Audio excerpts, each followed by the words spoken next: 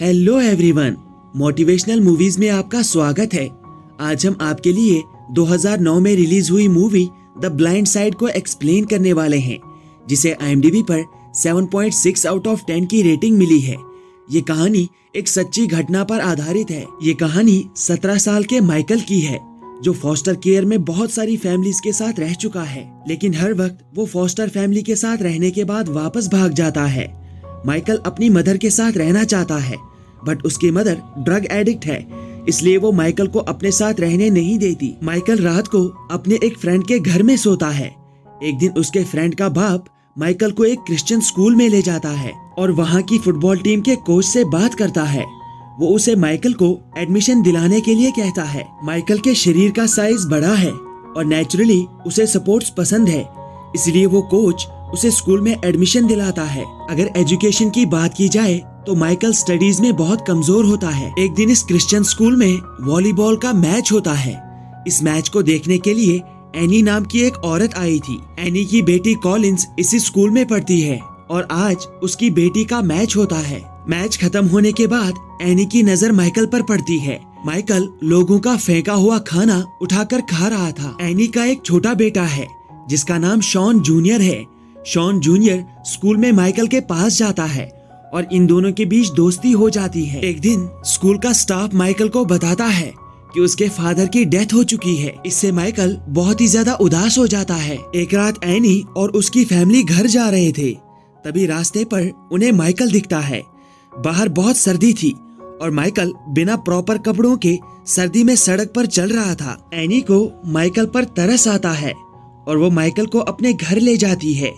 हालांकि उनकी बेटी कॉलिंस इससे अनकंफर्टेबल हो जाती है। अब एनी माइकल को एक सोफा पर सुलाती है और खुद सोने के लिए ऊपर चली जाती है। सुबह जब एनी जागती है तो वो देखती है कि माइकल वहाँ से जा रहा है।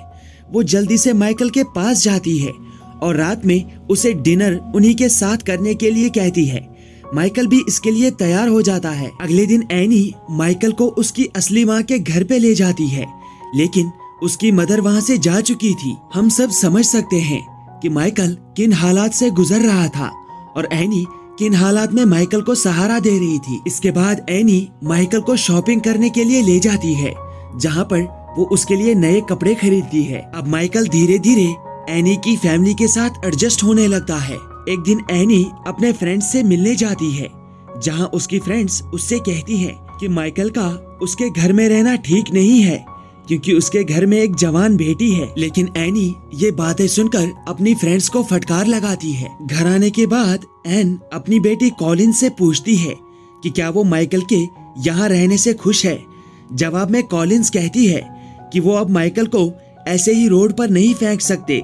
धीरे धीरे वो उसके साथ एडजस्ट हो जाएगी। टाइम गुजरने के साथ साथ माइकल इस फैमिली के साथ पूरा कंफर्टेबल हो जाता है। कॉलिन्स और शॉन जूनियर भी अब माइकल को अपना भाई मानते हैं और ये देखकर एनी बहुत खुश हो जाती है। इसके बाद एनी अपने पति शॉन सीनियर से माइकल को लीगली अडॉप्ट करने की बात करती है।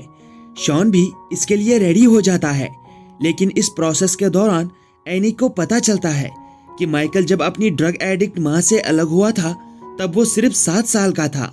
इसके अलावा एनी को माइकल के बारे में कोई इन्फॉर्मेशन नहीं मिलती। एक दिन माइकल अपनी फुटबॉल टीम के साथ प्रैक्टिस कर रहा था, लेकिन वो अच्छे से परफॉर्म नहीं कर पा रहा था। तभी एनी ग्राउंड में आती है और उसे समझाती है, जिसके बाद माइकल अच्छा परफॉर्म करता है। एनी उसकी पढ़ाई को इम्प्रूव करने के लिए एक प्राइवेट ट्यूटर को हायर करती है। एक दिन फाइनली एनी माइकल की बायोलॉजिकल मदर के पास पहुंच जाती है और उससे माइकल को लीगली अडॉप्ट करने की बात करती है।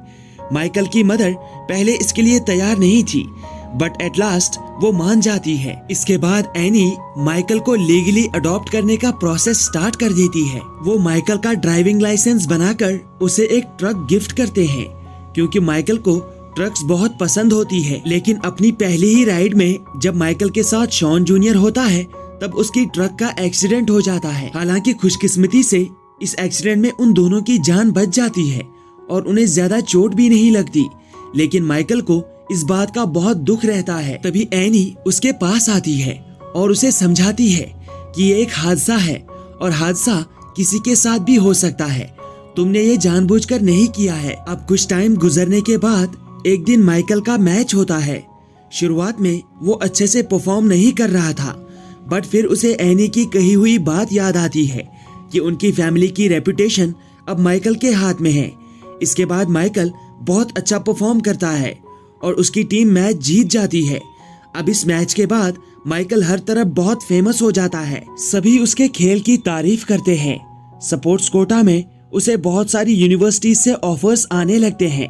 माइकल के बदले एनी उन यूनिवर्सिटीज के साथ नेगोशिएट करती है, जिसके बाद माइकल डिसाइड करता है कि वो यूनिवर्सिटी ऑफ मिसिसिपी ज्वाइन करेगा, क्योंकि वहां पर शॉन सीनियर भी फुटबॉल खेल चुका है और एनी भी इसी यूनिवर्सिटी में चीयर लीडर रह चुकी है। इसके बाद माइकल से मिलने NCAA यानी नेशनल कॉलेजिएट एथलेटिक एसोसिएशन से इन्वेस्टिगेटर आता है। उसे शक था कि शायद एनी और शॉन ने अपनी लेगेसी को आगे बढ़ाने के लिए माइकल को इन्फ्लुएंस किया है और माइकल यहाँ अपनी मर्जी से नहीं आना चाहता। इन्वेस्टिगेटर जब माइकल से ये सब पूछ रही थी, तभी माइकल वहाँ से बाहर आ जाता है। बाहर उसे एनी मिलती है और माइकल एनी से पूछता है कि क्या माइकल को अपनी फैमिली में इंक्लूड करने के पीछे यही वजह है।